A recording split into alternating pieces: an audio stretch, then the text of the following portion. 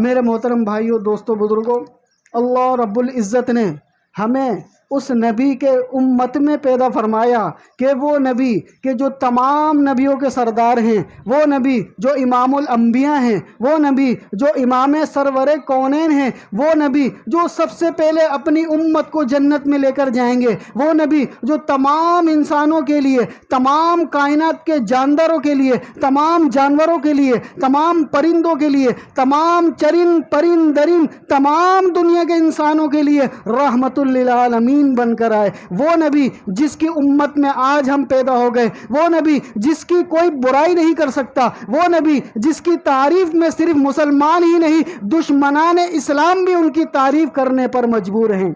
اللہ رب العزت نے بغیر کسی سفارش کے، بغیر کسی التجا کے، بغیر کسی درخواست کے آپ کو اور مجھے آپ علیہ الصلاۃ والسلام کی امت میں پیدا فرما دیا۔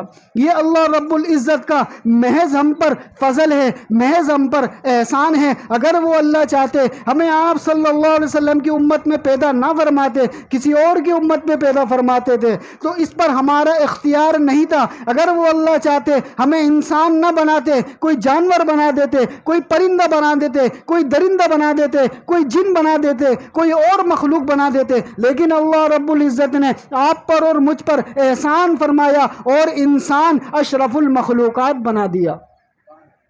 یہ اللہ رب العزت کا آپ پر اور مجھ پر احسان ہے کہ اللہ رب العزت نے ہمیں مسلمان بنا دیا۔ اگر وہ مسلمان پیدا نہ کرتا، اگر وہ مسلمانوں کے گھروں میں پیدا نہ کرتا، کسی عیسائی کے گھر میں پیدا کر دیتا، کسی ہندو کے گھر میں پیدا کر دیتا، کسی بت پرستی کرنے والے کے گھر میں پیدا کر دیتا، تو بتاؤ اس پر ہمارا کوئی اختیار تھا؟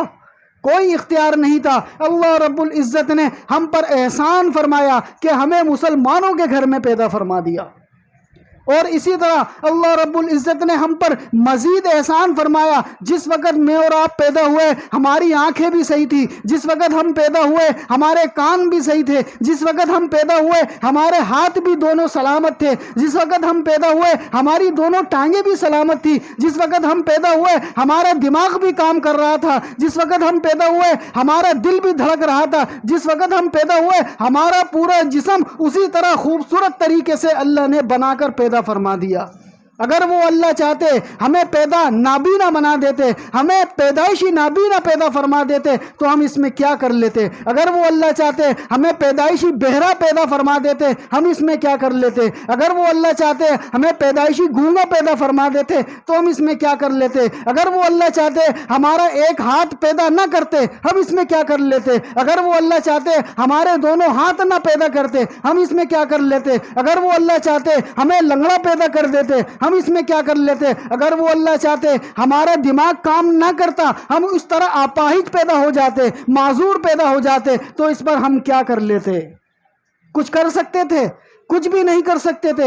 اللہ رب العزت نے احسان فرمایا، آپ کو اور مجھے تمام چیزوں کے ساتھ پیدا فرما دیا۔ ہر چیز آج اپنا کام کر رہی ہے، اللہ کے حکم سے کر رہی ہے۔ یہ آنکھیں دیکھنے کا کام اللہ کے حکم سے کر رہی ہیں، یہ کان سننے کا کام اللہ کے حکم سے کر رہے ہیں، یہ ہاتھ پکڑنے کا کام اللہ کے حکم سے کر رہے ہیں، یہ ٹانگیں چلنے کا کام اللہ کے حکم سے کر رہی ہیں، یہ دماغ سوچنے کا کام اللہ کے حکم سے کر رہا ہے، یہ زبان بولنے کا کام اللہ کے حکم سے کر رہی ہے، اور یہ دل و دماغ کا دھڑکنا، اور یہ دل و دماغ کا چلنا، اور یہ پورے جسم کا کام کرنا، اور یہ پھیپڑوں کا کام کرنا، اور یہ پورے جسم کا حرکت کرنا، یہ سب اللہ کے حکم سے ہو رہا ہے۔ یہ سب اللہ کے حکم سے ہو رہا ہے۔ جس دن اللہ کا حکم نکل گیا، جس دن اللہ کا حکم آ گیا، یہ آنکھیں ہوں گی لیکن دیکھ نہیں پائیں گی، یہ کان ہوں گے لیکن سن نہیں پائیں گے، یہ زبان ہوگی لیکن بول نہیں پائے گی، یہ ہاتھ پیر سلامت ہوں گے لیکن چل نہیں پائیں گے۔ اس دن کے آنے سے پہلے، اس دن کے پہنچنے سے پہلے، جس دن یہ سارا کام کرنا چھوڑ دے، جس دن یہ دل دھڑکنا چھوڑ دے، جس دن آنکھیں دیکھنا چھوڑ دے، جس دن یہ کان سننا چھوڑ دے، اس دن کے آنے سے پہلے اللہ رب العزت نے مہلت دی ہوئی ہے، اللہ رب العزت نے وقت دیا ہوا ہے، اللہ رب العزت نے وقت دیا ہوا ہے کہ اس دن کے آنے سے پہلے گناہوں سے توبہ کر لو، اس دن کے آنے سے پہلے اللہ کی فرما برداری کر لو، اس دن کے آنے سے پہلے آپ علیہ الصلوۃ والسلام کی سنت کے مطابق اپنی زندگی کو گزار لو۔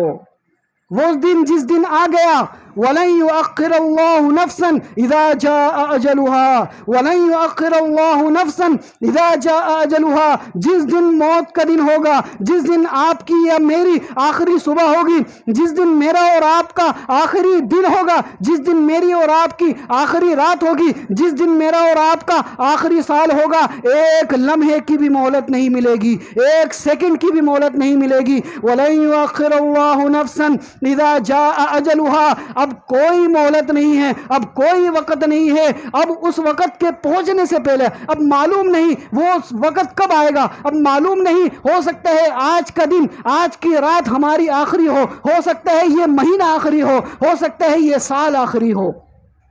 سمجھدار آدمی، عقل مند آدمی وہ ہے کہ جو مرنے سے پہلے مرنے کی تیاری کر لے۔ سمجھدار آدمی وہ ہے جو موت سے پہلے موت کی تیاری کرے۔ آپ علیہ السلام نے ارشاد فرمایا کہ سمجھدار آدمی، عقل مند آدمی وہ ہے کہ جو موت سے پہلے موت کی تیاری کر لے، جو مرنے سے پہلے مرنے کی تیاری کر لے۔ اب سمجھدار جو ہوگا وہ آپ علیہ السلام کی اس حدیث پر عمل کرے گا۔ سمجھدار جو ہوگا وہ گناہوں کو چھوڑ دے گا۔ سمجھدار جو ہوگا وہ گناہوں کو چھوڑ کر اپنی صاف ستھری زندگی گزارے گا۔ سمجھدار جو ہوگا وہ نماز بھی پڑھے گا۔ سمجھدار جو ہوگا وہ اپنے آپ کو ہر طرح کے گناہوں سے دور کرے گا۔ سمجھدار جو ہوگا وہ نشوں سے دور رہے گا۔ سمجھدار جو ہوگا وہ فجر کی نماز بھی پڑھے گا۔ سمجھدار جو ہوگا وہ ظہر کی نماز بھی پڑھے گا۔ سمجھدار جو ہوگا وہ عصر کی نماز بھی پڑھے گا۔ سمجھدار جو ہوگا وہ مغرب کی نماز بھی پڑھے گا۔ سمجھدار جو ہوگا وہ عشاء کی نماز بھی پڑھے گا۔ سمجھدار جو ہوگا وہ قرآن بھی پڑھے گا۔ سمجھدار جو ہوگا وہ درود بھی پڑھے گا۔ سمجھدار جو ہوگا وہ ہر طرح کے شیطانی وسوسوں سے دور رہے گا۔